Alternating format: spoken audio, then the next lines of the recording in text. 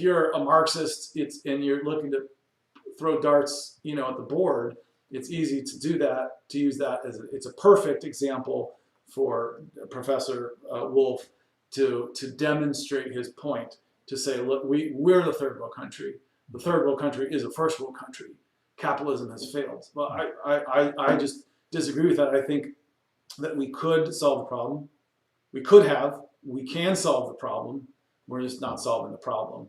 And then to that, which I will add back the leadership point that I made with COVID, I'll add that back and lay that over into the infrastructure comment that we're currently now on, and say this. One of the arguments that, you know, like a Professor Wolff would make too, is the long-term planning. China has their 5-year plans, and they sort of have a 50-year plan and segment into 5-year chunks. And, you know, President Xi has been there since 12 years or so, 2009, something like that, maybe 2012, at least 10 years. And so having, you know, a situation where you've got Bush, then Trump, then Biden, you know, those are extreme leaders, you know, very different. In a moment where we are polarizing, you have leaders that reflect the polarization, and it just shines a light on the fact that we can't get anything done. You know, you have a liberal president, you know, but then now you have an ultra conservative Supreme Court because of the 3 justices that Trump put in there. And so you have, you know, this seeming backward moment where Roe v. Wade was just canceled. And so you have this leadership problem and then it's easy to look at China and say, like, look, you can say what you want about President Xi, but he's consistent, and there's a plan, and he has the room to execute. And that's a valid point. But always remember that capitalism and politics did work in this country. So none of that. So again, I'm only responding to COVID-19 infrastructure.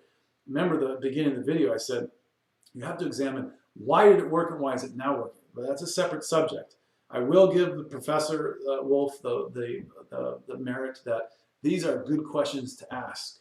But I will say that the infrastructure could have been fixed. It can be fixed. Getting the right leaders in there is a harder point in this moment. You have to remember 100 years ago with FDR, he was in there for 3 terms. He basically turned into a President Xi. He's our only 3-term president. He was in there. Why? Because in that moment of extreme polarization, because America went through a populist movement, because the Roaring '20s created the same polarizations. I mean, we were having a repeat somewhat of 100 years ago.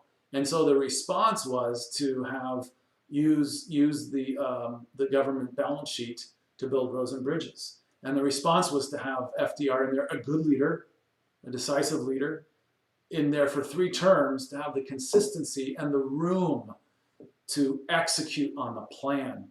You just can't have someone like Trump. Is he a good leader or not? You can debate that, right? Is Biden a good leader or not? You can debate that. You can debate any leader is a good leader or not. I think it's safe to say both of them are not the best examples of American presidents in the last 250 years. And I think it's also safe to say that they're both represent opposite sides of the same coin, because ultimately this is the same coin. It's always the same issues, right? Liberty, basic liberties and freedom, the Bill of Rights, the right to bear arms, the right, right to abortion, the gay rights. Economy. Yeah, the economy. It's always the same issues. It's always the same coin. So they are complete. There is no center of the coin. Centrism is gone. Biden and Trump are complete opposites of the same coin. And in the span of 8 years, you just can't have that. You're not going to get a good result, right? So is the solution to throw the baby out with the bathwater? Professor Wolff's suggestion that we should turn to Marxism and full cooperation and change boards to become massively cooperative. That's I'm saying that I don't think these first 2 examples are good examples. Hopefully, I've illustrated some points. He's also sharing where to find the money to pay for the infrastructure, and he talks about the 600 richest billionaires in America. Yeah. And he said you could have them Yeah. pay for all the infrastructure, and they would still be the 600 richest people in America. Many of them are the richest people in the world, and to allow them to keep accumulating. Yeah. he's not in favor of that, and I think He's not in favor of them continuing to accumulate. yeah, the very wealthy continuing to accumulate with not having to pay a reasonable part of their taxes. You know, Amazon is basically replacing people with the way they operate. So he mentions Bezos, who had an idea 20 some years ago, and it worked.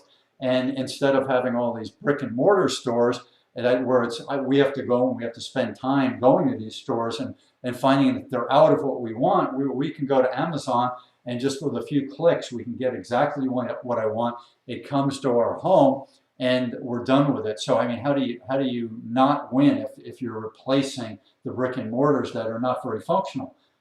How do you not win? If you're replacing the brick and mortars with purchases online. You're saying that's a win. That's how he won. How can he not win having started a company